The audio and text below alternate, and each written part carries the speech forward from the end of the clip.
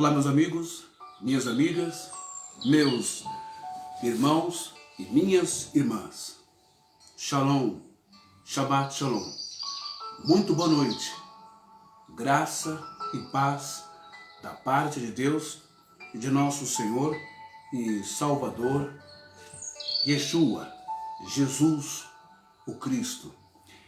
Eu sou o seu irmão em Cristo, mensageiro da luz. Você já passou por alguma experiência que marcou a sua vida? Como você conheceu a Deus?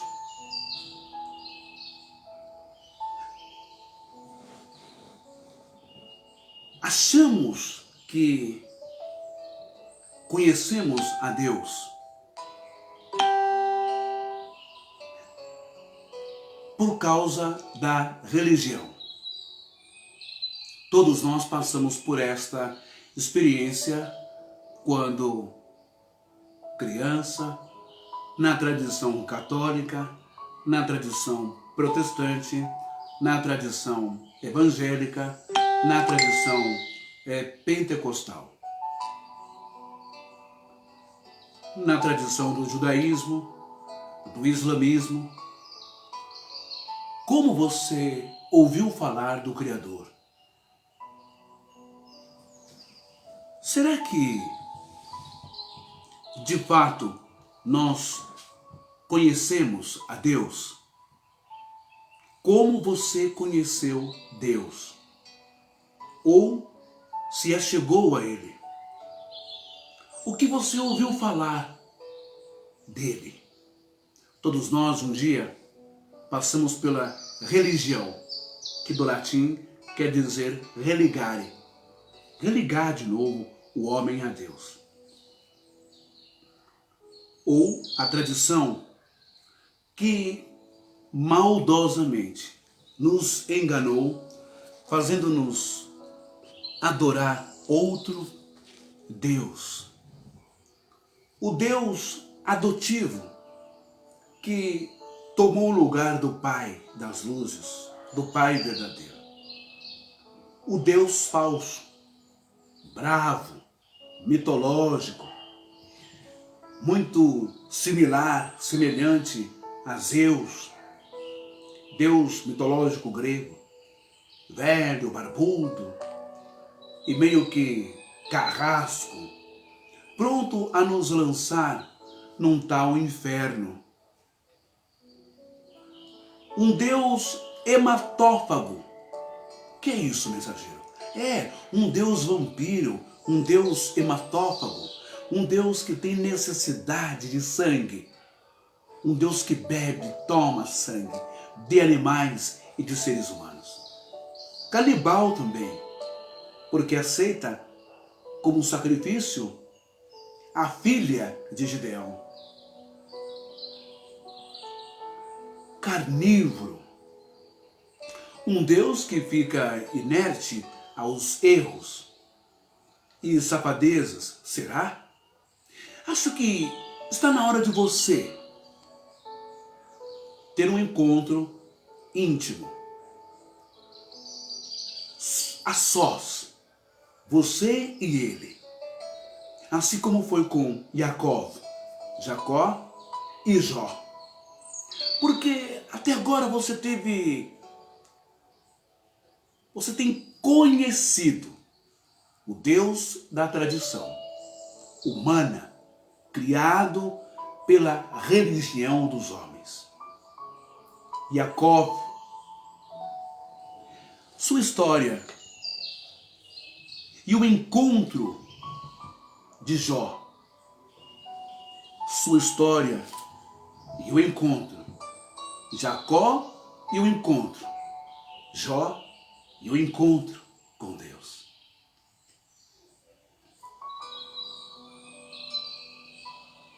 Qual é a experiência que mais marcou a sua vida? Nós temos a experiência do nascimento, quando nós vemos o nosso irmão ou nosso filho vir ao mundo. Nós temos a experiência do batismo nas águas, Qual a experiência que mais marcou a sua vida? Mais emocionante e que dali em diante definiu uma meta, um destino, uma convicção para você? Silvio Ortega. Boa noite, Silvio Ortega. Shalom, seja bem-vindo. Qual a experiência que mais marcou a sua vida? Antes de conhecer a Deus, talvez o dia em que você foi ao estádio de futebol, assistiu o seu time e num grande campeonato o seu time ganhou, foi uma experiência maravilhosa. Talvez o dia em que você desceu as águas num tanque batismal ou numa represa, num rio, numa lagoa, na praia, numa piscina, não importa. Talvez esse dia para você tenha sido um dia muito profundo, espiritual, transcendental. Ou o dia em que você tomou o suco de uva ou o vinho canônico sem álcool e comeu o pão acreditando que era o sangue e o corpo de Yeshua, de Jesus. Talvez o dia em que você recebeu uma oportunidade para dar uma palavra lá na sua igreja, para ler um texto da Bíblia, ou para cantar, para louvar, ou até mesmo para ser o preleitor, o expositor, para ser o pregador, trazer uma palavra. São datas, não é, religiosas que marcam a vida de uma pessoa. Portanto, hoje eu quero começar essa live falando sobre uma frase de Jó que surte muitos efeitos e que nós podemos aplicar no nosso dia a dia para a nossa edificação, para a nossa revelação, para o nosso conhecimento e intimidade para com Deus. Porque com os homens e com as religiões já tivemos muitas experiências e muitos encontros. Há vários encontros por aí. Há todo o período de carnaval tem os encontros com Deus, que as empresas, não é, chamadas igrejas, promovem. Falando em igrejas, eu gostaria de destacar aqui que eu achei um absurdo o governo de São Paulo proibir os empreendedores, microempreendedores, microempresários, comerciantes, não é, do ramo de roupa, de calçados, não é, do ramo de comida, fecharem as suas portas. Homens que contribuem com os seus tributos, com os impostos, com os juros altíssimos e vergonhosos e imorais na cidade de São Paulo, correndo o risco de falirem, tendo que demitir pessoas, empregados que dependem do salário. E se não tiver salário para pagar aluguel, será mais um número na estatística para somar a demografia de indigentes, de pobres, de pessoas sem casa para morar, no centro de São Paulo, na Praça da Sé. Agora a Praça da Sé, ela compete com Campos Elíseos. A Praça da Sé agora em São Paulo compete com a Cracolândia, com a Rua Nortman.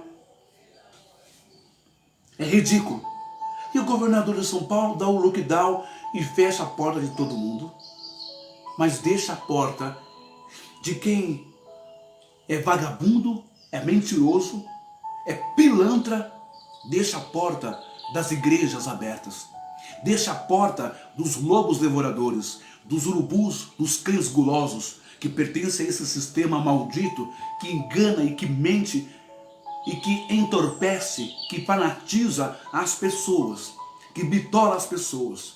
Fecha a porta do trabalhador, do comerciante, e abre a porta do vagabundo, que apenas fica mentindo para as pessoas, inventando, adulterando a Bíblia com campanhas para tirar dinheiro, para explorar, para manipular a fé das pessoas. A eles vocês deixam a porta aberta. A quem não trabalha, vocês deixam a porta aberta. A quem não dá emprego, não dá salário, a quem não contribui socialmente, a quem não contribui para o tesouro do governo, vocês deixam aberto. Mas nós sabemos que esse protecionismo ao sistema religioso não é gratuito. Não é porque o senhor governador Dória gosta da religião ou da igreja. É porque também a igreja tem bilhões nos cofres e também o senhor mama na teta da igreja evangélica e da igreja católica. Mas é uma pena, é lamentável fechar a porta dos restaurantes, dos comércios, das pessoas que trabalham, que pagam impostos altíssimos e muitas vezes para sobreviver tem que pagar propina para fiscal imoral, para fiscal pilantra, para bandido que está dentro da prefeitura comendo dinheiro das pessoas que estão lá dando a sua vida, trabalhando para levar o pão de cada dia, trabalhando para se manter, trabalhando para crescer e contribuir também para o crescimento da cidade de São Paulo. Aos comerciantes, o senhor João Dória manda fechar pelo lockdown.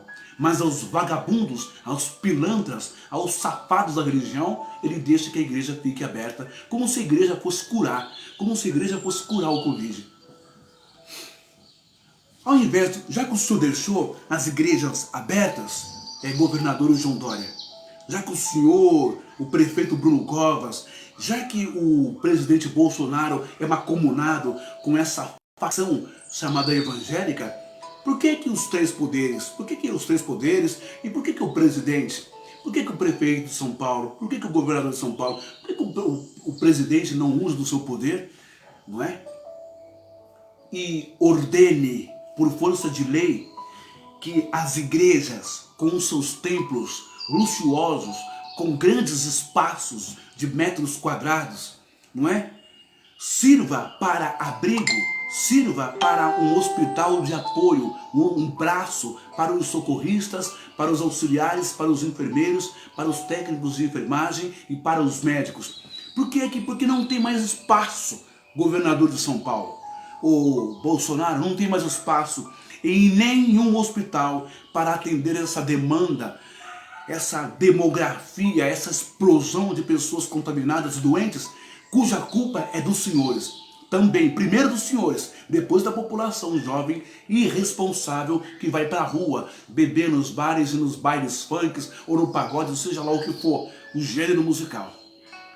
A culpa é de vocês. Então por que vocês agora? Por que vocês alisam tanto o Edir Macedo?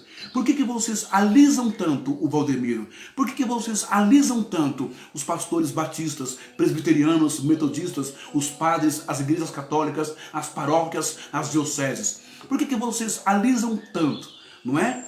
Os templos gigantescos, ex-metalúrgicas, ex-teatros, não é? Ex-empresas, ex-galpões. Por que vocês ficam quietos? Não tem espaço para colocar vida, ser humano mais nos hospitais. Aonde vai colocar os doentes? Hospital de campanha. Já que não quer gastar com hospital de campanha, governador Dória, já que não quer meter a mão como já meteu a mão, todos vocês, em bilhões, né, dos cofres públicos do povo brasileiro para construir hospital de campanha e depois derrubar rapidinho. Por que vocês não usam os templos, que não servem para nada, a não ser para aglomerar pessoas e extorquir, explorar, mentir, tirar dinheiro dessas pessoas? Tá aí uma ideia. Vai lá. Por que não vai? Alguma coisa muito podre tem nesse mundinho aí religioso. Bom, voltamos aqui para a mensagem de hoje. O Jó, no capítulo 42, e todo mundo conhece a história de Jó, toda a situação, né, que Satanás conversa com Deus, aquela balela toda que eu não acredito, e também não há nenhum respaldo hebraico que autentique a realidade da história de Jó, a realidade de Satanás entrar no reino dos céus, aquela coisa toda, e conversa com Deus, e tenta Deus, Pai, e acaba desgraçando a vida de Jó. Essa parte eu vou pular, porque não passa de uma lenda. Mas eu vou fazer uso, deixa eu só, que aqui tá calor, tá, pessoal? Deixa só eu fazer uso de apenas algumas palavras de Jó. Na minha opinião particular, o livro de Jó não era nem para estar na Bíblia, nem no Cânon, porque é um livro de escrita árabe. Né? Não é porque é árabe, mas é um livro que não tem tanta confiabilidade assim. Né? Mas tudo bem, tá lá, as pessoas acreditam. E só vou me ater aqui às palavras de Jó, que eu acho que me serve para conversarmos um pouco sobre experiência com Deus. No livro de Jó, no capítulo 42, está escrito exatamente assim. E versículo 5, Jó diz assim: eu te conhecia só de ouvir, mas agora os meus olhos te veem. Olha que coisa. Jó está dizendo, depois que passou todos os seus traumas, as suas percas, os seus lutos, a sua doença, depois que a sua vida foi devastada, social, financeira, conjugal, amorosa, filial, paternal, tudo ele perdeu. Depois que ele começa a se recompor, depois que ele começa agora a respirar um pouco, depois que a sua doença vai embora, não é? E ou a sua mulher volta, ou Deus dá outra mulher para ele, ele começa agora a ver Deus. Ele começa a ver agora que a vida, ela não é uma treva, uma depressão, ela não é um inverno perene para sempre. Não. Ele sabe que por mais cinza que estivesse o tempo, a estação, ele sabe. Por mais negro, cinza, por mais tempestuoso, frio, inverno, com chuva e trovoadas que estivesse, por trás de tudo isso, havia um sol que brilha. E assim é a nossa vida. E agora é o momento em que as trevas vão embora, o inverno vai embora, o frio, é o momento em que é uma tempestade, que os raios vão embora, e é o momento da bonança, da admiração, da alegria, da inspiração, da luz do sol, do azul do céu, do brancor das nuvens, das belezas, das alegrias dos pássaros cantar e voar, e das flores, as plantas das mais lindas flores. É o momento em que ele começa agora a se ver como um novo homem, ressuscitado, com saúde, e tudo começa a voltar 10 vezes mais na sua vida. E nesse exato momento, ele diz assim no capítulo 42, então respondeu Jó ao Senhor, bem sei que tudo podes, e nenhum dos teus planos pode ser frustrado. Quem é aquele, como disseste, que sem conhecimento encobre o conselho? Na verdade, falei do que não entendia, coisas maravilhosas demais para mim, coisas que eu não conhecia. Escuta-me, pois havia dito, e eu falarei, eu te perguntarei, e tu me ensinarás. Eu te conhecia só de ouvir, mas agora os meus olhos te veem. Já parou para pensar que durante todo o percurso da sua vida, aqui neste planeta, neste mundo chamado Terra, aqui no Brasil, no seu estado, na sua cidade, no seu bairro, na sua rua, desde quando você nasceu, ou aqui ou em outro estado, já parou para pensar que talvez a noção, a percepção de Deus que você teve nunca se aproximou e nem se achegou próximo do verdadeiro Deus?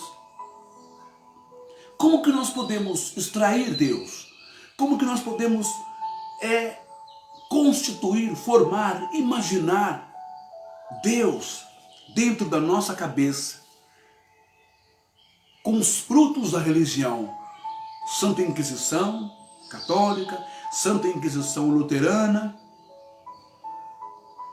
homens bombas em nome de Alá, guerras, metralhadoras, armamento bélico, canhões, mísseis, destruição de escolas, prédios, espaço geográfico de civis, de família e crianças, parques, estádios de futebol. Como podemos tentar entender Deus por essas vias, pelas culturas e pelas tradições. Mata, apedreja, decapita, ataca fogo, queima, oferece sacrifícios. Como? Será que talvez nós não passamos muito tempo sendo ludibriados e enganados pela religião?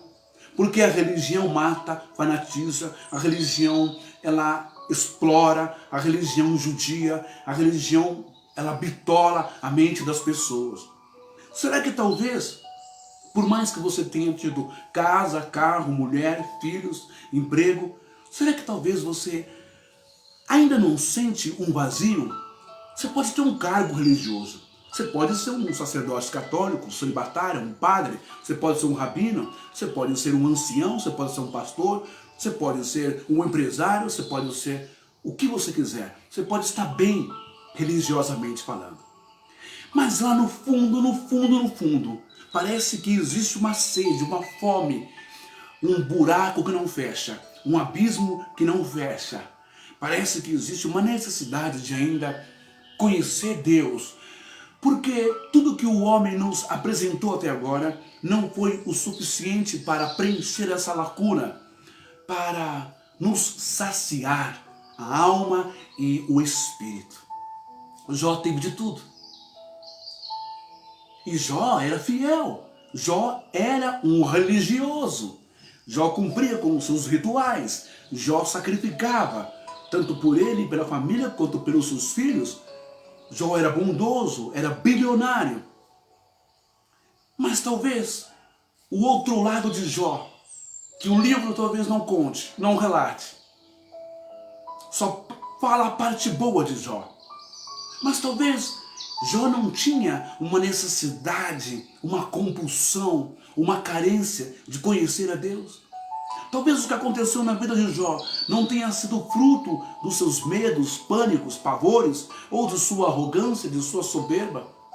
Isso ninguém vai falar. Porque muitas vezes, para que nós possamos nos reencontrar, para que nós possamos entender que somos comuns com os demais seres humanos, independente da cor da pele, da religião, do status, do conhecimento, de cultura, de faculdade, de posses, de idioma, de países. Independente de tudo isso, somos todos iguais. Nascemos, crescemos e morremos e nos decompomos debaixo da terra. Há um versículo no livro de Jó, bem no comecinho, que diz assim, se eu não me engano, está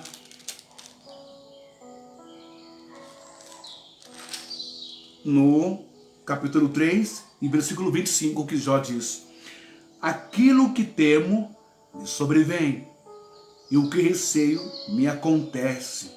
Não tenho descanso, nem sossego, nem repouso, já me vem grande perturbação. Prestou atenção nas palavras de Jó? Por mais que ele fosse rico, por mais que ele tivesse gados, fazendas, empreendimento, um grande agricultor, um grande fazendeiro, um homem que lidava bem com os negócios, tudo estava bom, ia de vento em popa para ele. Mas, por isso que eu falo, o medo, o pavor, a insegurança de Jó foi, na verdade, o ponto principal, a ponta do novilho,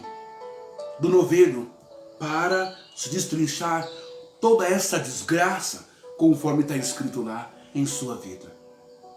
Por mais que você tenha um carro blindado, você tem medo de sair da sua casa dentro desse carro. Por mais que você que more num condomínio, você tem medo, porque o condomínio pode ser invadido por ladrões extremamente inteligentes, formados em TI, técnicos de enfermagem, pessoas que manjam, que entendem bem de internet, de tecnologia, de códigos, de biometria, e podem invadir a sua casa, o seu condomínio.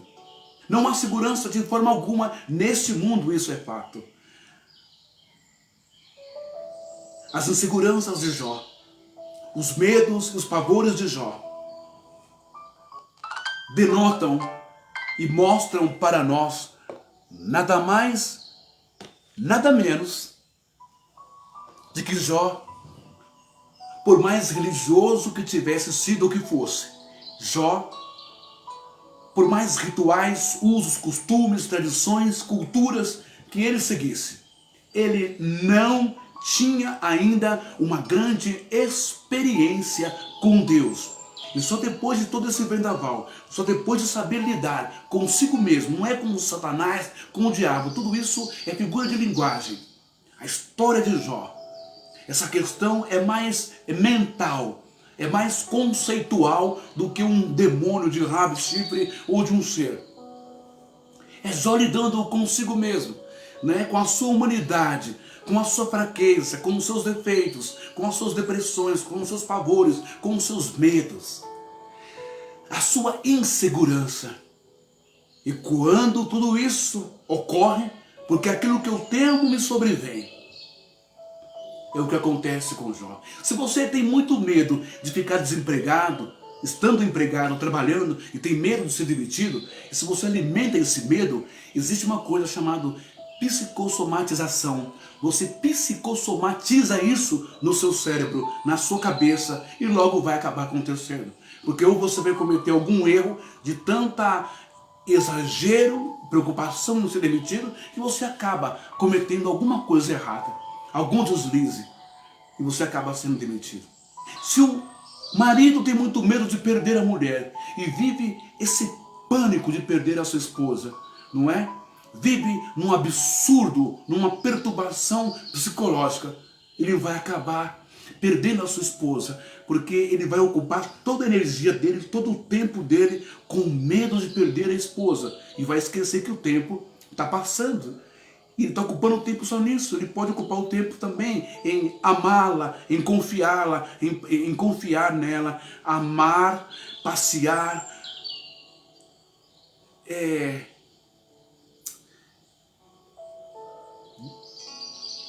dizer palavras lindas, presenteá-la, ocupar o tempo, sufocando o medo, sufocando a insegurança.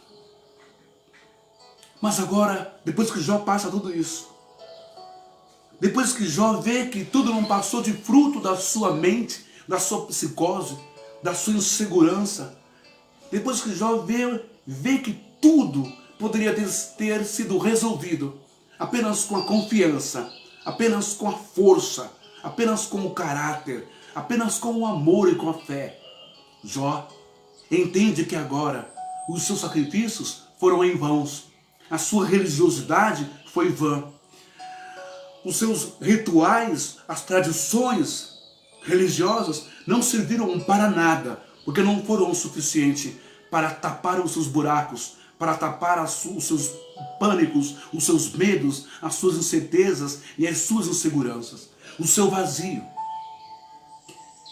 E agora Jó diz que eu te conhecia só de ouvir, mas agora os meus olhos te veem. Existe uma palavra que Jesus vai usar e que está no livro de Salmo ou em Isaías, se não me engano. Aos fariseus ele se reporta dessa maneira: vocês me honram com os lábios, mas o coração está longe de mim. Meu amado, minha amada, meu querido, minha querida, meu irmão e minha irmã. Talvez você esteja apenas adorando a Deus da boca para fora. Talvez você pode cantar na igreja, você pode louvar, você pode fazer parte do coral, você pode abrir a missa, você pode abrir o culto, você pode falar de Deus, você pode conhecer a Bíblia desde o primeiro capítulo até o último, de Gênesis a Apocalipse. Você pode ser um pastor, você pode ser um obreiro, você pode ser uma missionária, você pode ser o que for. Você pode ser uma pessoa dedicada ao seu trabalho, conhecer toda a doutrina do seu trabalho, toda a dinâmica da empresa, toda a política da empresa. Você pode conhecer a cada setor, mas talvez você só conhece da boca para fora. Antes eu te conhecia só de ouvir falar. mas agora eu posso te ver. E muitos de nós passamos por isso. Conhecemos a Deus só de ouvir falar, pela cultura, pela tradição oral. Ah, aconteceu isso no passado. Ah, foi assim. Nós também chegamos a um certo pseudo conhecimento do Criador, de Deus, porque nós ouvimos só falar. Escola dominical, catequese, catecismo, escola dominical, doutrinamento, a Bíblia, livros, Gênesis, Eva, Adão, Noé, Abraão, Caim, Abel e assim vai. Só ouvimos a história do livro, do conjunto de livros chamado Bíblia. Mas você já parou para pensar se você já realmente teve uma experiência, não com a religião, não com a denominação, não com a doutrina, mas no seu particular e no pior momento da sua vida? No momento em que você achou que tudo ia acabar e que você ia se desfazer, no momento em que você ficou separado da sua esposa, ou no momento em que você perdeu a sua companheira, ou perdeu os seus filhos, ou perdeu a sua vida secular, você perdeu o seu carro, não conseguiu pagar, perdeu o seu imóvel, perdeu o seu mercadinho. Já parou para pensar que esse momento é o momento em que você pode ter e vai ter a maior experiência da sua vida, o maior encontro da sua vida. Quantos encontros você já teve? Não é? Desde a adolescência. Os namoridos, as namoridas, os namoros, noivados, as pegações. Quantos encontros? Não é? Quantos encontros você já teve na vida? E você se preparou, se perfumou, colocou a melhor calça, a melhor meia, o melhor calçado, o melhor tênis, a melhor cueca, a melhor camisa, não é? O melhor shampoo, a melhor nota na carteira para impressionar a moça. Tudo isso. Quantos sacrifícios, quantos rituais, quantos esforços você já fez para tantos encontros. Hoje eu vou encontrar aquele meu cliente e ele vai assinar esse contrato de R$1 milhão. Hoje eu vou encontrar tal cliente que ele vai assinar esse contrato, que ele vai comprar essa casa, vai comprar esse carro. Hoje eu vou encontrar com o gerente do banco e vou conseguir o melhor empréstimo. Hoje eu vou encontrar com o meu colega e ele ou ela vai ser o meu sócio, a minha sócia, e vamos arrebentar. Quantas coisas você já fez para que o encontro desse certo? Materialmente até deu, mas fica o tal vazio dentro de nós. E esse vazio ninguém pode preencher. Ninguém pode preencher. Nem o dinheiro na conta do banco, nem o carro mais confortável, nem a casa mais confortável do condomínio, nem a melhor comida, nem o melhor prato, nem a lagosta, nem o caviar, nem as melhores comidas dos chefes de cozinha renomados pelo mundo. Nem a quantidade de pessoas ao seu lado. Quando nós nos encontramos assim, isso significa que nada mais faz sentido para nós essa vida. Que a depressão tomou conta. O pavor, o medo, a entrega tomou conta de nós. E aí não tem filha, não tem filho, não tem cachorro, não tem gato, não tem papagaio, não tem piscina, não tem luxo, não tem esposa, não tem mãe, não tem pai. Porque paira o maior vazio que existe no mundo, o maior abismo que existe no mundo, o mais profundo de todos. A ausência da vida. Então nessa hora é necessário um encontro com aquele que pode nos transformar.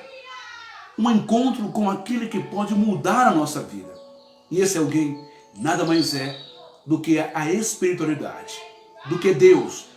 Mas Deus completamente diferente desse Deus que se apresentaram. Um Deus mitológico, velho, barbudo, sentado num trono, lá no céu cheio de nuvens, com um cetro na mão e com um chicote na outra. Um Deus carrasco, não é verdade? um Deus hematófago, um Deus que quer que você mate animais, derrame sangue e queime as carnes do bicho. Um Deus que transfere para o animal os seus pecados, a sua culpa. Não é esse Deus que eu vim te apresentar hoje. Esse Deus é um Deus de amor, que eu te apresento, um Deus de misericórdia, um Deus que, segundo Davi, é um pai que se compadece dos seus filhos, conhece a sua estrutura e sabe que somos pó, somos limitados. Um Deus que levanta aquele que está no pó, na miséria, na desgraça, e o faz assentar no lugar dos príncipes e nos tronos. Um Deus que é real, um Deus que está desprendido. É um Deus livre, é um Deus que o Papa, que o cardeal, que o bispo, que o padre, que o pastor, que o missionário, que a Bíblia, a própria Bíblia, não o pode segurar, não o pode definir, não o pode moldar. É o eterno. É aquele que a religião tenta escondê-lo de você.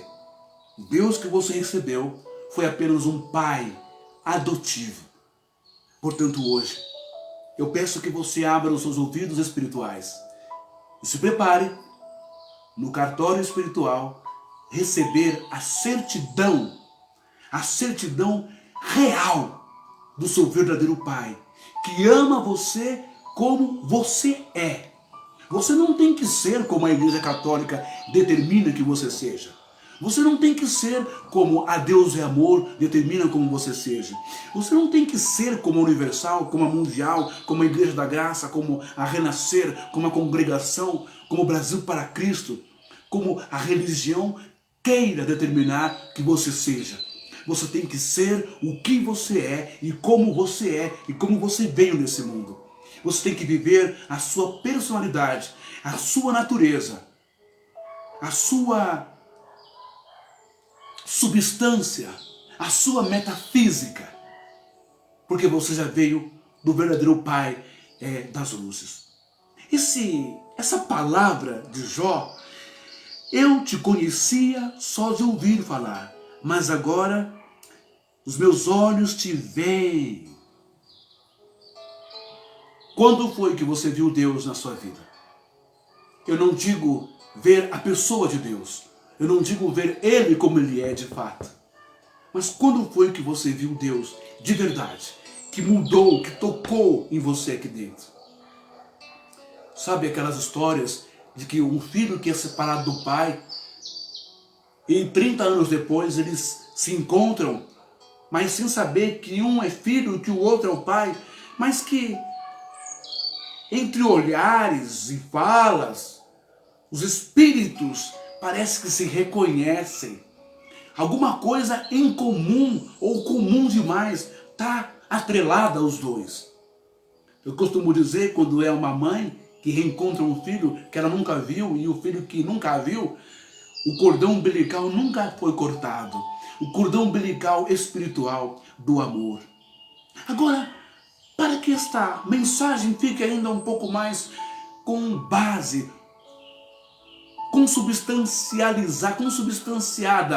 consubstancializada na palavra, com substância, para que você se emocione. Veja só a história de Jacó em Gênesis, capítulo 30 e pouco. Quer ver aqui? Ó? Eu vou mostrar para você. Você vai ver que legal, que bonita tá essa mensagem hoje. Gênesis. Olha só isso daqui. Presta bem atenção.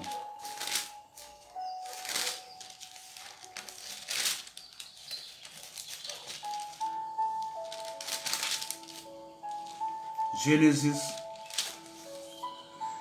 capítulo 25, começa assim. Porque Jacó, ele não conheceu Deus, a bem da verdade. E só vai conhecer a Deus no vale de Jaboque, quer dizer travessia. Jacó só vai conhecer a Deus quando ele luta com Deus. Olha que magnífico isso. Jacó era filho de Isaac. E desde o nascimento, não é? Diz que Jacó queria passar a perna em Esaú. Está aqui, ó, Gênesis 25, capítulo 24. Cumprindo-se os dias para que desse a luz, eis que se achavam gêmeos no ventre. Saiu o primeiro ruivo, todo revestido de pelo, por isso lhe chamaram Esaú. Depois nasceu o irmão, segurava com a mão o calcanhar de Esaú, por isso lhe chamaram Jacó ou Jacó. Ok. Os meninos crescem, um é caçador e o outro é doméstico, fica em casa com a mãe, aprende a cozinhar, aprende os dotes culinários, não é? Esaú é caçador. E o Jacó, o Jacó, ele é doméstico, ele é cozinheiro, ele está ali junto com a mãe. Cresceram os meninos, Esaú saiu perito caçador, homem do campo. Jacó, porém, homem pacato, habitava em tendas. E Isaac, o pai, amava a Esaú, porque se saboreava de sua caça. Rebeca, a mãe, porém, amava a Jacó. Tinha Jacó feito um cozido quando o esmorecido veio do campo. Esaú lhe disse: peço-te que deixes comer um pouco desse cozido, cozinhado vermelho, pois estou esmorecido. Daí chamar-se Edom.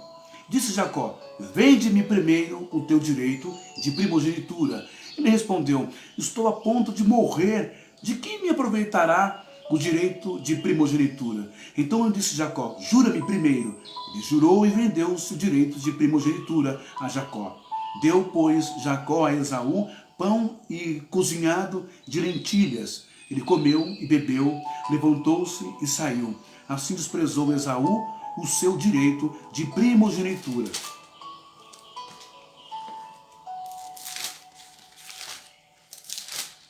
Agora, quando a gente olha mais um pouquinho para frente,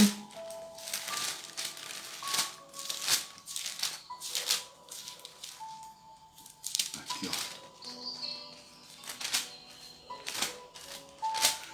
Essa mensagem é muito poderosa.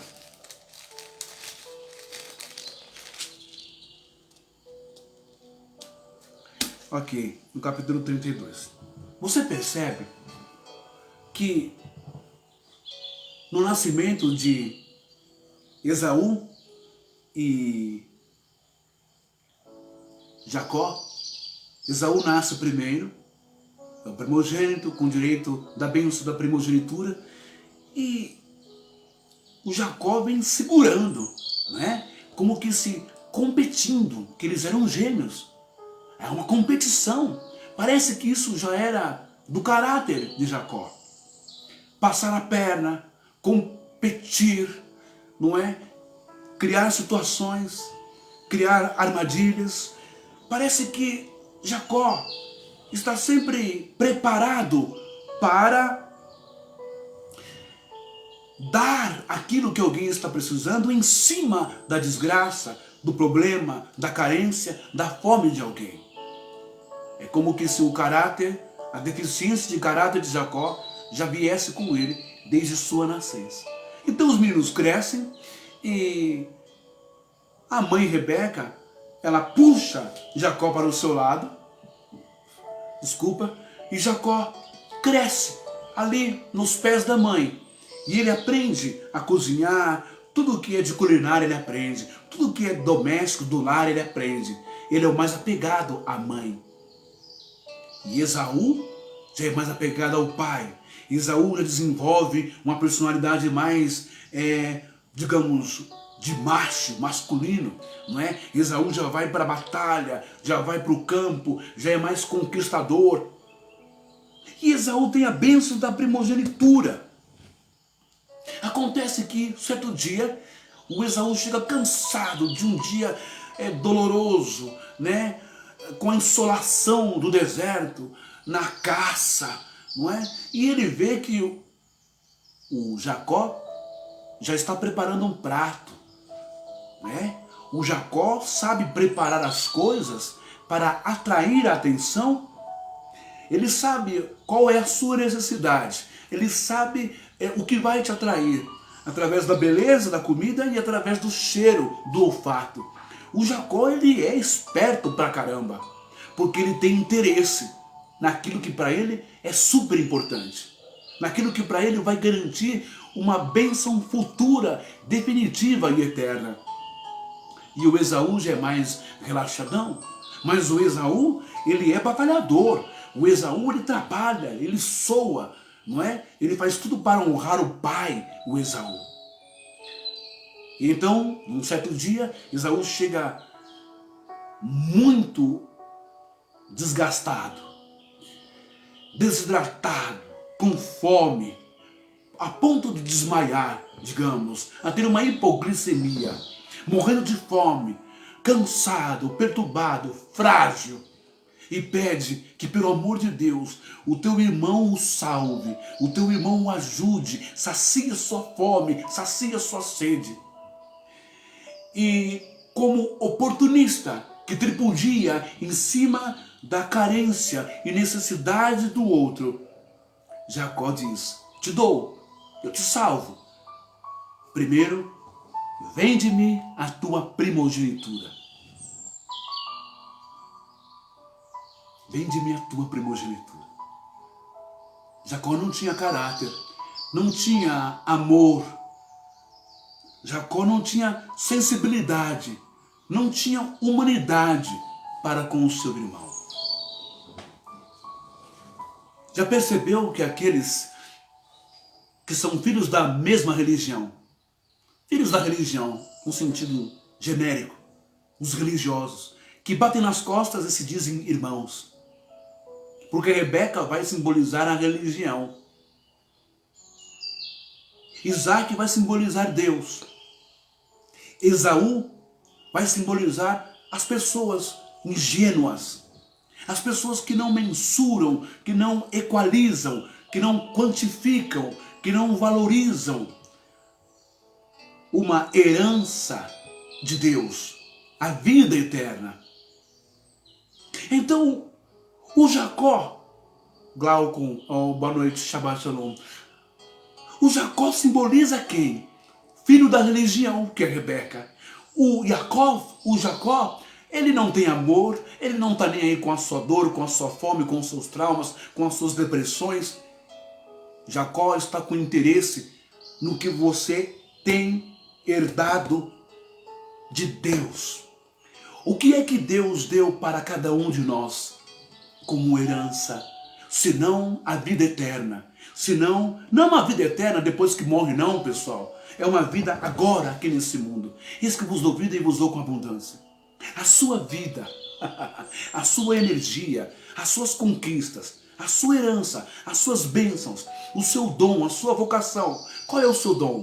O seu dom é ser marceneiro? O seu dom é ser engenheiro, é ser advogado, é ser médico, é ser corretor de imóveis? Qual é o seu dom? É ser vendedor? Qual é o seu dom? É ser músico, cantor? É ser adorador? É ser pregador? É ser orador? É ser o quê? Evangelista, pastor, obreiro? Qual que é o seu dom? Não é? É ser um bom marido? É ser um bom namorado, um bom noivo? Uma boa esposa, uma boa namorada? Uma boa noiva? Qual é o seu dom? Qual é o que chama a atenção em você, no teu próximo, no teu irmão? E resumindo, na escala mais baixa, o que você tem muito valor. Talvez você tenha um ótimo salário, um valor aos olhos de Jacó. Então Jacó, ao invés dele ser, ele é filho de Rebeca, ele é filho da religião, porque a Rebeca é a que passa a mão em todos os erros e falta de caráter, falta de vergonha na cara, de malandragem, de safadeza de Jacó. Por isso que é muito desagradável, em termos pedagógicos, psíquicos, psicológicos, quando a mãe ela pega para o seu seio um só filho, E ela se mata em amar aquele filho. Mas os filhos que trabalham, os filhos que sacrificam, os filhos que dão o seu suor no dia a dia na vida, ela não valoriza. Mas o filho que sai para usar droga, o filho que pede dinheiro da pensão dela para usar droga, o filho que rouba as casas, o filho que faz saidinha de banco, o filho que faz tudo quanto é tipo de porcaria e traz dor, choro, angústia, tristeza para o lar, que traz polícia na porta de casa. Esse filho, a mãe se mata por ele. Mas o filho que estuda, que é direitinho, que é certinho, que não sai com um monte de menina, mas tem a sua namoradinha, o cara que é honesto, o filho que é honesto, esse a mãe não valoriza. Esse é um dos maiores erros do falso amor materno. Você que faz isso, mãe, você não ama o seu filho. Você está criando um monstro, está criando um diabo, está criando um demônio para a sociedade.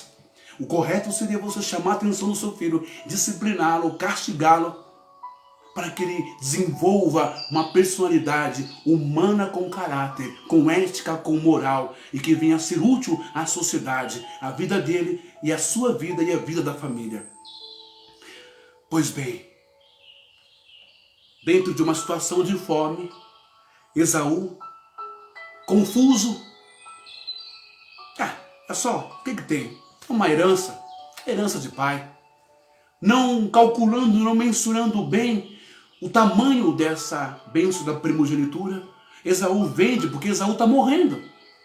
E é bem assim, com os filhos da religião, os líderes religiosos, eles vão colocar, eles vão querer vender, eles vão querer comprar, não é? Perdão, eles vão querer que você entregue para eles o seu melhor.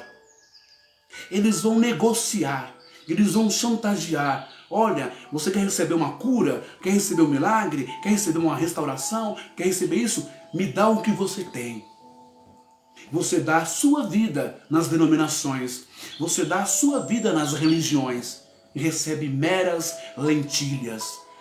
Uma coisa que no começo parece ser bacana, legal, agradável, religiosa, espiritual. E depois é uma desgraça. Porque a religião vai colocar você contra a sua mulher, contra o seu esposo, contra os seus filhos. A religião vai colocar você contra a sua mãe, contra o seu pai, contra os seus vizinhos, contra os seus amigos. Eu conheço N casos de pessoas que entraram para a igreja Deus e Amor e depois viraram a cara.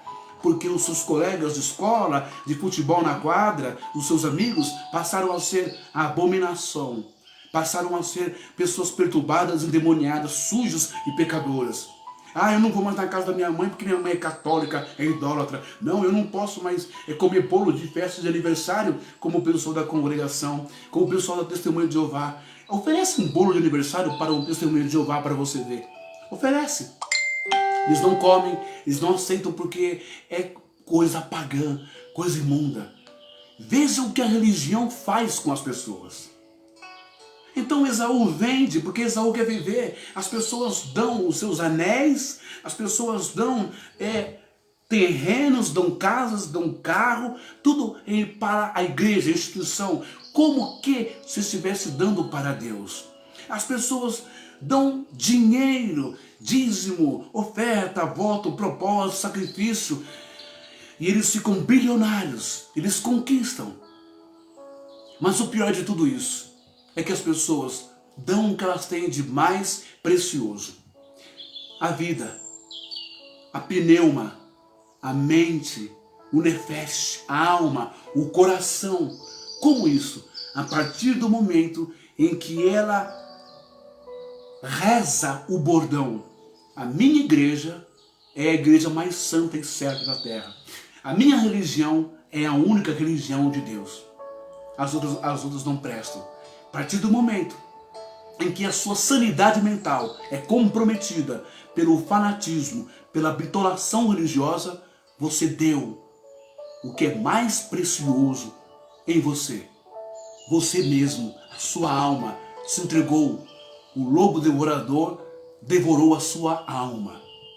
Os urubus da fé, os abutres devoraram a sua alma. Isto é religião.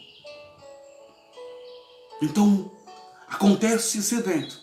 Mas mais para frente, para que isso seja concretizado, selado, acordado, autenticado no cartório, a mãe apressa, porque o Jacó... muito obrigado. A mãe apressa, porque Esaú está voltando. E Isaac está muito velho, ele está morrendo. E o Isaac conhecia. Isaac agora não ouve bem, Isaac não enxerga mais, é um senhor obsoleto, está morrendo. E ela apressa. Olha como que a mãe, a religião não presta. Olha como que a mãe, ela é maliciosa, ela é perversa. Ela quer autenticar, ela quer selar de vez que a bênção vá para Jacó. Então ela pega couro de um animal peludo e enrola e amarra sobre os braços, sobre o tórax e as costas, até o pescoço de Jacó. Porque quem era peludo era Esaú. Então, Isaac morrendo, não enxergando, ele pede para que se aproxime, não é? E ele encosta, ele vai tateando e tem a certeza agora, sim, é Esaú. E ali, o Jacó, ele furta, ele rouba, ele toma de vez a bênção de Esaú. Com a ajuda da religião que é sua mãe. Acontece que, como o pai Isaac representa Deus,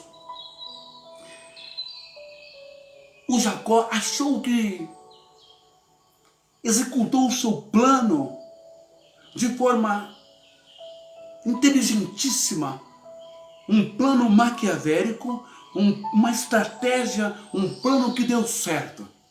Deixa eu te dizer uma coisa, não existe plano inescrupuloso, não existe empreitada, investida, por mais que seja calculado, planejado, por mais que tenha estratégia, por mais que seja muito bem arquitetado, nunca vai dar certo. Quando isso é feito da forma errada, mentirosa, enganosa, quando há safadeza, quando há canalice. Porque mais para frente, depois de tudo que aconteceu na história dessa família, desses dois irmãos, o verdadeiro pai, que é Deus, vai se encontrar. Tudo que você faz hoje, aqui agora, pode ter certeza. Pode demorar um pouquinho, mas no calendário da espiritualidade, vai chegar o dia, a hora, o minuto, o segundo, o milésimo de segundo, a semana, o mês, o ano, em que você vai ter que acertar as contas, em que você vai ter que ter o seu encontro com Deus. E agora já estão na fase adulta, muitos anos passaram, tem filhos, tem mulheres, e Jacó sempre com o pé atrás, não é? Não tem um ditado aí? Eu não vou repetir que é muito baixo, mas quem tem medo, não é? Tem um ditado feio aí no mundo. Sempre a pessoa fica com um ar de será? Medo, escapar, correr, fingir, disfarçar, não é? Mudar para longe, mas tinham que se encontrar. E antes de se encontrar, Jacó, agora sabendo que o que ele fez no passado rendeu a ele fortunas, não é? Mulheres, filhos, uma boa empreitada, muitas coisas. Agora Jacó vai se dar cara a cara com aquele a quem ele roubou, ele furtou, ele enganou, ele explorou, ele manipulou. Sabe, Edir Macedo, Valdemiro, Malafaia, Estevão Hernandes, Sônia Hernandes, João Ribe Palharim, pessoal da Assembleia, padres, papas, rabinos, religiosos.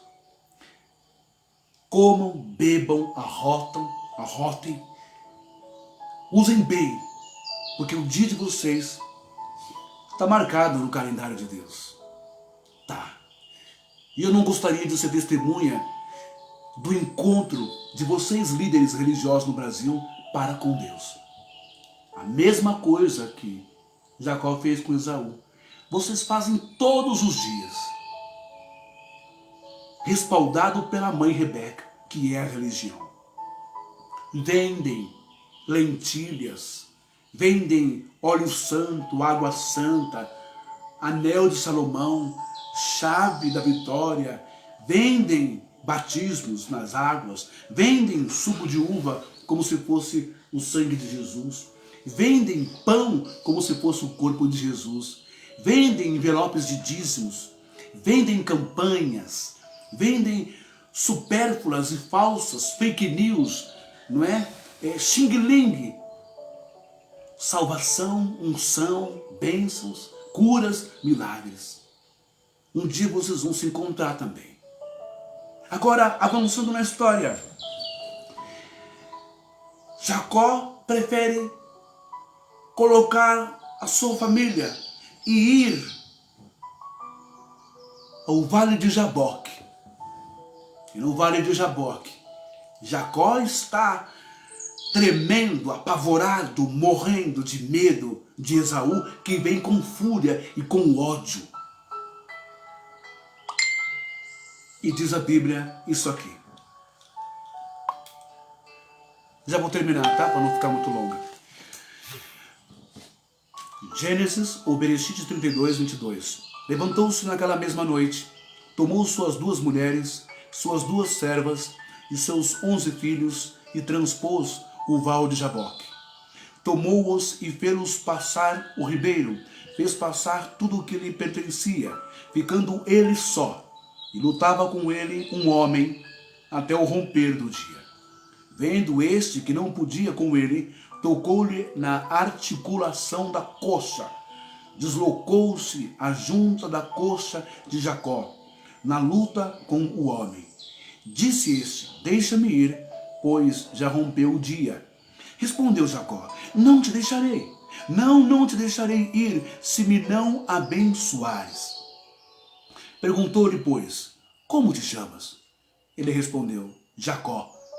Então disse: já não te chamarás Jacó, e sim Israel, pois como príncipe lutaste com Deus e com os homens e prevaleceste. Tornou Jacó, dize, rogo-te, como te chamas? Respondeu ele: por que perguntas pelo meu nome? E o abençoou ali. Aquele lugar chamou Jacó Peniel. Disse: vi a Deus face a face, e a minha vida foi salva. Você percebe que a verdadeira conversão de Jacó, a verdadeira conversão de Jacó, foi no momento mais escuro, no momento mais tenebroso, no momento de solidão. É só ele. Não tem padre, não tem pastor, não tem bênção apostólica, não tem imposição de mãos, não tem o sacrifício. É só Jacó e o anjo. É só Jacó e o homem, que é um anjo. Só ele ali. E eu tenho certeza que essa luta a noite inteira foi o anjo, ou Deus falando através do anjo, jogando na cara de Jacó tudo o que ele fez, e ele admitindo, e ele confessando, e ele pedindo perdão para Deus, por causa do seu mau caráter, das suas malandragens, por causa dos erros, por causa que ele gostava do egocentrismo que a sua mãe alimentava, que é a religião, a Rebeca. Foi uma noite dura, foi uma noite de pancada, de porrada entre ele e o anjo, verbalmente e fisicamente. Foi naquele momento, talvez, em que Deus disse: você enganou o seu pai físico, o seu pai Isaac, que não enxergava mais. Mas você se esqueceu que há um Deus acima nos céus e na terra. A espiritualidade enxerga todas as coisas. Como diz as Escrituras, as coisas... A Escritura diz que não há nada em oculto que não há de ser revelado. Então não adianta você postergar, não adianta você empurrar para frente, não adianta você prolongar uma coisa que deve ser feita já, hoje, agora. Hoje temos celular, WhatsApp, Messenger, tem Twitter, tem telefone. E você pode pegar o seu telefone agora, ligar para o seu irmão, para a sua irmã. Você pode pegar o seu telefone, ligar para a sua namorada, para o seu namorado, para a sua noiva, para o seu noivo, para o seu papai, para a sua mamãe, talvez para o seu avô, para o seu primo, para o seu colega de trabalho. É hora de confessar. É hora de pedir perdão. É hora de se humilhar. É hora de ter o seu encontro com a espiritualidade. E não precisa de um anjo descer do céu para lutar com você. Essa luta, ela é interna, ela é psíquica, ela é psicológica, ela é na alma aqui dentro. Porque nessa luta entre você e Deus, entre você e a consciência, entre você e as acusações, entre você e as péssimas lembranças do que você fez no passado, ela pode ser resolvida através da oração, através da morte dessa personalidade ruim e da ressurreição de uma nova pessoa. Você pode ressuscitar agora. Se alguém está em Cristo, nova criatura é. As coisas velhas já se passaram. Talvez hoje seja o dia que o teu nome possa ser mudado. Chega de ter um nome, talvez de cachaceiro, de drogado, de usuário de droga, de vagabundo. Chega de ter o nome de estelionatário, de 171, de malandrão, de dono da boca, de ladrão, de perverso, de cruel, de ruim, de machão, de ignorante, de estúpido, de grosso, de sem educação, de agressor de mulheres, de agressor de crianças, de filhos, de destruidor de lares, de perturbado, de endemoniado, de depressivo, de angustiado, de doido, de louco, de bobão, de burro, de idiota. Chega de ter esses nomes. Chega. Que tal você ter um nome ao contrário de tudo isso? Deixa o Espírito do Senhor tocar com a espada, como este homem, este ser, este anjo tocou até na coxa de Jacó, que causou uma dor horrível, uma dor delirante, a ponto de perder o ar, porque cortou o seu nervo. A palavra de Deus diz que ela é viva, patente e eficaz. Então que esta palavra hoje possa penetrar na sua alma e possa fazer doer. Porque Deus não é Papai Noel para ficar dando um pirulito para você chupar, e nem bombom e nem chocolatinho. Fica dando todinho toda hora para você. Deus, Ele te chama a atenção, Ele corrige como um pai. E é verdade, quando vem o nosso encontro, realmente ela dói. Por que ela dói? Porque ela mexe com a nossa carne. Nossa carne são as nossas emoções, nossos desejos, nossos pensamentos, nossas compulsões, nossos instintos e vontades de fazer as coisas.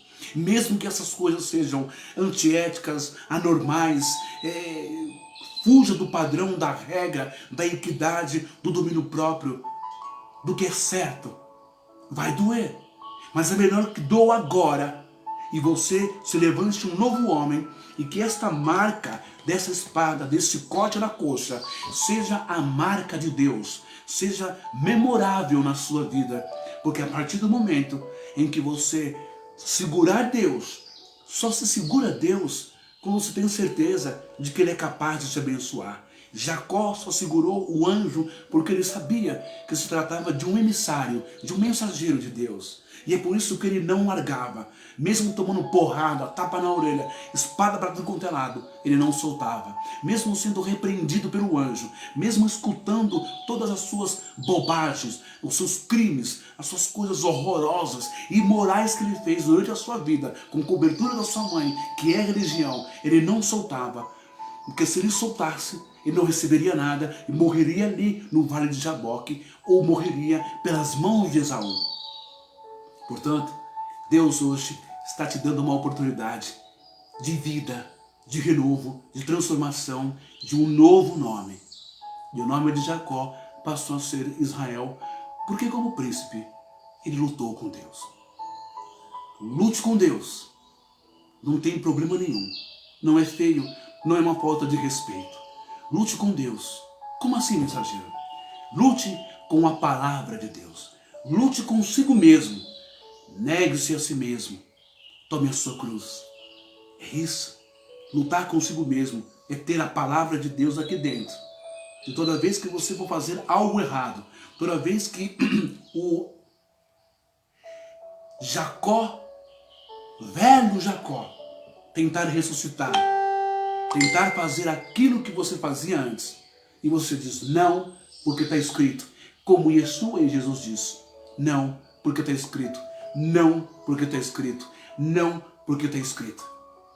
Ter Deus dentro de nós é termos a sua palavra, não é a palavra do pastor, pouco me importa, não é a palavra do bispo, pouco me importa, não é a palavra do padre, pouco me importa, não é a palavra do Vaticano, não é a palavra do catecismo, não é a palavra da doutrina, não é a palavra do culto dominical, não é o que o pastor ou que o bispo acha, mas é unicamente só a palavra de Deus.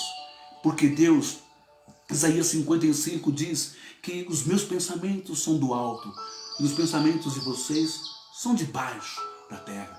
Os meus pensamentos são outros. Os de vocês, nós somos limitados, gente. Então, o que essa palavra vem trazer para nós hoje? Que a maior experiência e o maior encontro que nós temos em nossa vida não é o encontro da religião. Não é o fato de você nascer da religião. Eu sou católico, vou morrer católico. Você não sabe nada. Porque talvez você não teve encontro ainda com esse Deus poderoso. Esse Deus diferente do Deus que a igreja criou, pregou e passou para você. Esse Deus que criou um inferno que nunca existiu. Não. Esse Deus que eu estou te falando é o Deus de paz, de amor, é o Pai das luzes, é o Deus de misericórdia, é o Deus de justiça que chama você agora para uma luta, para uma batalha. E essa luta, você é o vencedor se você quiser. Deus apaga os teus pecados, conforme eu falei ontem, Isaías 43, olha que lindo.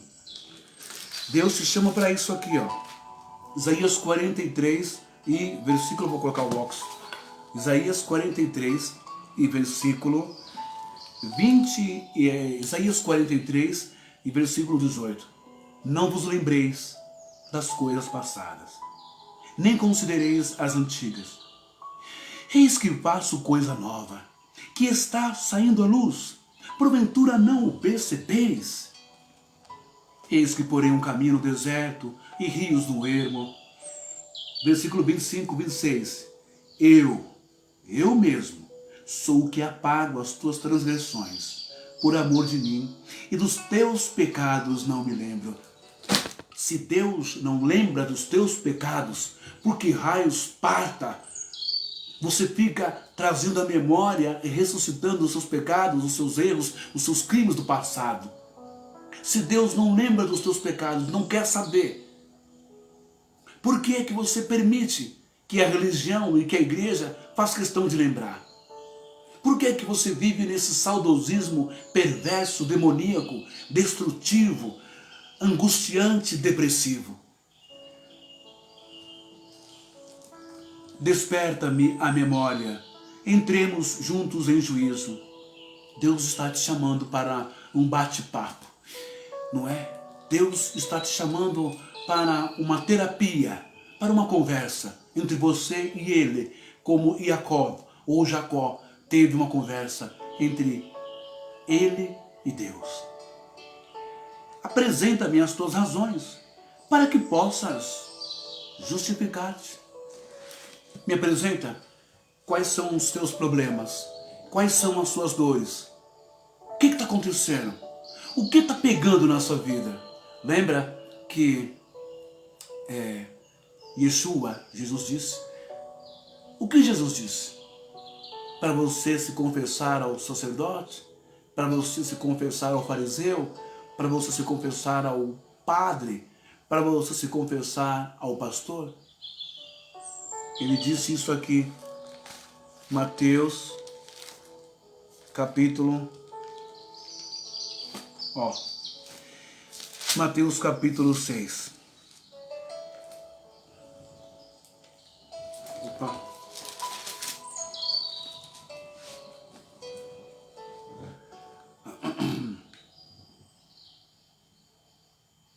Tu, porém, Mateus 6, 6. Tu, porém, quando orares, entra no teu quarto e fechada a porta com chave, orarás a teu Pai, que está em secreto. E teu Pai, que vê em secreto, te recompensará.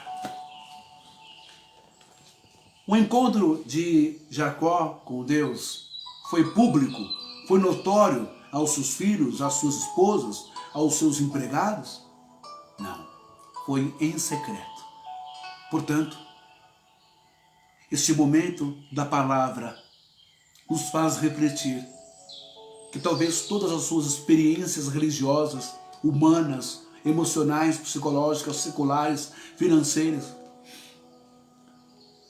talvez todos os encontros que você teve e achou que teve com Deus ou com o Espírito Santo, nos cultos de gritaria, de shows, de louvor, de pula-pula, de roda-roda, de línguas estranhas, ou de curas e milagres, talvez você tenha achado que encontrou Deus. Deus não é nada disso. Isso é outra coisa. O maior encontro com Deus é quando nós, em secreto, em silêncio, com a voz baixa, derramamos o nosso coração em lágrimas. O encontro de Yeshua com o Pai, antes de ser preso, foi um encontro tenso, intenso, profundo e transcendental, ao ponto que o teu suor se transformou em sangue. Transforme o teu suor em sangue neste momento. Deixe que o Espírito de Deus, a sua fé, a sua consciência, se confesse para Deus e tenha a melhor e maior experiência que sobrepuja, que transcende religião, igreja, batismo, tudo isso. Tenha o maior encontro da sua vida, agora com Deus. E que as toxinas mentais, os lixos mentais que colocaram na tua cabeça até hoje, a equivocada ideia ou imagem de Deus que colocaram na sua cabeça até hoje, possa sair pelos poros, assim como o sangue, o suor virou em sangue. E que a marca da espiritualidade de Deus fique em você, para que toda vez que você olhar para esta marca no seu coração, aqui dentro, você se lembre de que você teve um encontro. Não foi com o homem, não foi com o político, não foi com o prefeito, com o governador, não foi com o deputado, não foi com o vereador, não foi com o presidente, não foi com o juiz, não foi com o encarregado, nem com o dono da sua empresa. Não. Foi com o Pai das luzes. Foi com Deus. Vamos falar com Deus neste momento.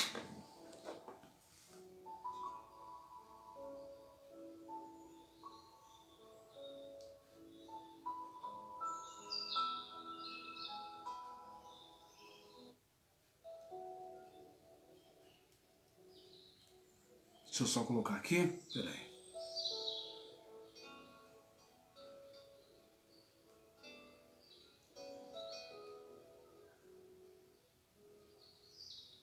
Bom, vamos usar esse mesmo, tá bom? Porque eu não estou conseguindo achar aqui. Mas, amém. Vamos falar com Deus. Espero que você aprenda a conhecer o teu verdadeiro Pai. Espero que você não viva mais como as pessoas, só de ouvir falar, mas de conhecê-lo pessoalmente. O teste de DNA está aí, já foi feito hoje. Parabéns, você é filho de Deus, você é filho do Pai. Agora você não pertence mais a nenhum suposto pai, ou padrasto, ou padrinho, ou pai adotivo. Não, você é filho de Deus, filho do Pai das luzes. Ele te ama e Ele quer te abençoar. Ele quer que você viva, pessoal, a vida e não dependa de nenhum religioso. Viva com Deus na sua casa. Dízimo, pega o seu dinheiro, invista na sua vida, nos seus filhos, seus netos, parentes, amigos. Invista na vida daqueles que mais precisam. Os moradores de rua, pessoas que estão passando fome. Logo agora nessa pandemia, pratique o amor e a caridade. Lembre-se, para vocês lerem Mateus 25, 31 ao 44. Tive fome e me deste de comer. Tive sede e me deste de beber. Estava nu, me vestistes. Estava doente e fostes me visitar. Estava preso, fostes me ver. Salmo 41, versículo 1 e Provérbios 19, versículo 17. Deixo esses 3 versículos, mensagens para vocês. Falemos com Deus agora e oremos para toda a população brasileira e mundial. Amado e eterno Deus, Pai das luzes, Deus de poder e de glória, Criador dos céus e da terra. Que os teus anjos desçam neste momento em cada lar brasileiro, em cada quarto, em cada leito, em cada pessoa acometida pelo Covid-19,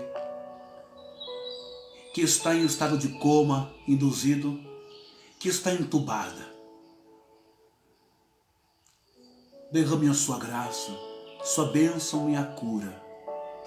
Traga de volta esta pessoa. Elimina o vírus do Covid-19, bem como da AIDS, bem como do câncer, bem como das demais doenças, hipertensão, derrames, AVCs, paralisia, tetraplegia, cegueira, surdez, mudez, problemas cardíacos, problemas no fígado, no pâncreas, no baço, na vesícula biliar, nos rins, no estômago, no intestino, nos braços, nas pernas, nos dedos, nas unhas, no couro cabeludo, alopécia, nas raízes, na gengiva, na língua, na faringe, na laringe, no pescoço. Pai amado, derrama a luz sobre todos nós, perdoa-nos, e eu te peço a maior cura, que é a cura do caráter, da alma, da pneuma em grego, do nefesh em hebraico. Que o teu ruá, o teu espírito seja vida, energia, restaura a consciência, tira a deficiência de caráter, a imoralidade, a brutalidade, a ignorância, a perversidade, o egoísmo, a avareza, a prostituição. Pai amado, cura-nos, ó Deus, de todos os males. Ouve a oração desse irmão, dessa irmã que ora, intercede comigo agora, por todos os hospitais. E que os líderes religiosos possam abrir os salões de suas denominações, de suas sedes, filiais, de seus grandes templos e matrizes, para receber nossos irmãos que estão perdendo lugar nos hospitais, porque está superlotado, sucateado, não tem mais espaço. Socorre a nação brasileira e venha com justiça sobre os políticos que têm afundado, causado esse genocídio, causado este holocausto na nação brasileira, no povo brasileiro, em nome do dinheiro, em nome do poder, em nome da riqueza. Ouve a oração da tua igreja, ouve a oração do teu povo, ouve a oração dos crentes, daqueles que creem na sua palavra, daqueles que creem no Deus Todo-Poderoso, no Deus que abriu o Mar Vermelho, no Deus que abriu o Jordão, no Deus que derramou 10 pragas sobre o Egito, no Deus que operou milagres e fenômenos parapsicológicos, fenômenos poderosos na companhia dos teus servos. Não esqueças do Brasil e do mundo, não esqueça da população mundial, porque lá em Gênesis diz que tudo o que o Senhor criou e fez é bom e muito bom. Mas o homem estragou tudo. Destruiu o Éden, destruiu a pureza, destruiu a bondade. Não permita que os inocentes paguem pelos erros dos políticos, pelos erros dos homens perversos. Está escrito em Ezequiel 18. Que provérbio é esse que trocais entre vós? E também está em Jeremias. Que provérbio é esse que trocais entre vós? Os pais comeram uvas verdes, e os dentes dos filhos é que se embotaram e que azedam? Não, justiça por justiça. O pai que pecou pagará pelo teu pecado, pelo teu erro. A nação brasileira não tem que pagar pelos erros, pela maldade, pela traição, pelo egoísmo, pela avareza dos políticos desse país. Derrube-os, retire-os um por um do cargo que ocupa e que todo o dinheiro seja devolvido. Pai amado, levanta homens de caráter, dignidade, honra, ética, com amor ao próximo e à pátria brasileira. Também eu peço, Deus, que o Senhor venha com justiça sobre esses falsos profetas, estelionatários, empresários da fé, que vendem relíquias, objetos, produtos, que estão podres de ricos, vendo o teu povo morrer de Covid, porque eles têm plano de saúde nos melhores hospitais, Albert Einstein, Sírio-Libanês, São Luís, eles têm condições, mas o teu povo que te ama, que te adora, não tem condições. Venha com o teu cetro de rei, de juiz, de justiça, venha com o teu chicote nas mãos, venha com a tua espada e derrube um por um, ó Deus, porque não são dignos do seu perdão, porque manipulam a tua palavra, conhecem o Senhor, mas viraram as costas para ti.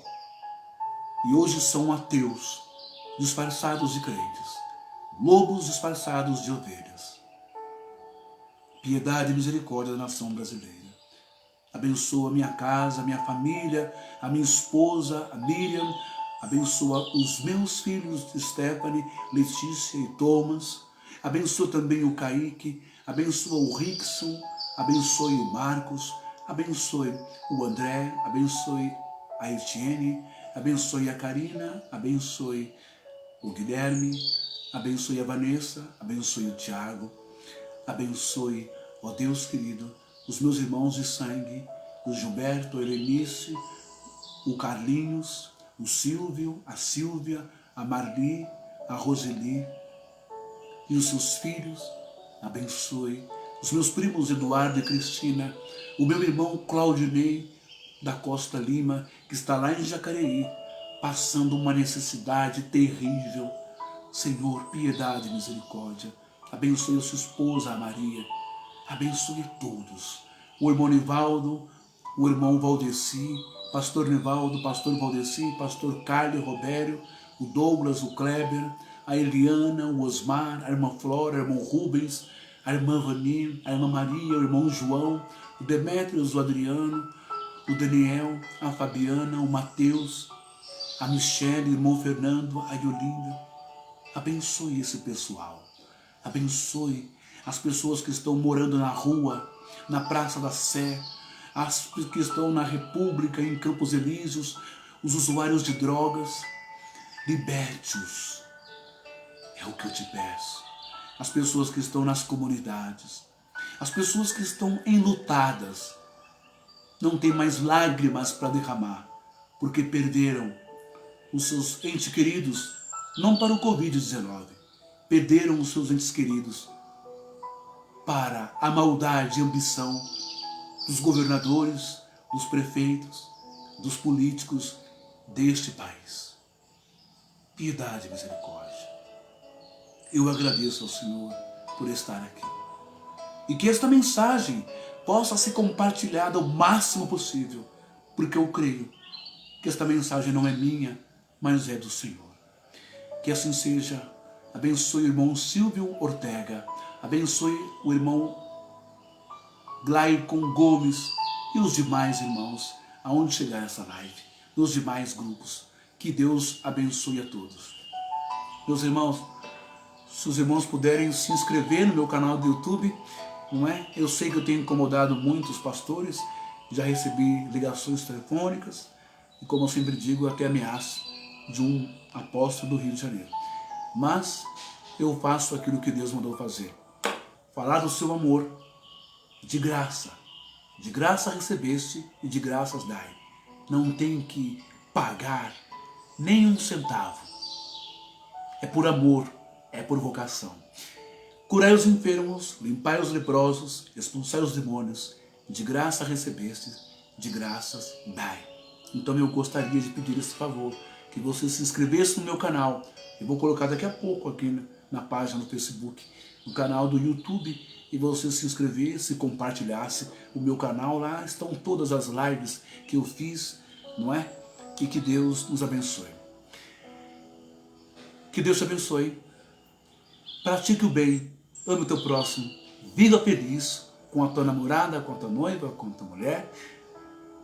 Viva feliz com o teu marido, viva feliz com a tua família, com os teus amigos. Prudência, use máscara, luva, álcool gel. Não saia muito, a não ser em caso de necessidade. Se cuide, viva a vida, porque é um dom de Deus. Ok? Shabbat Shalom, que Deus os abençoe. E às 3 horas da madrugada eu volto aqui, ao vivo, online, orando pelo nosso país, pelo nosso mundo. Que Deus te abençoe poderosamente. Muito obrigado. Até a próxima live.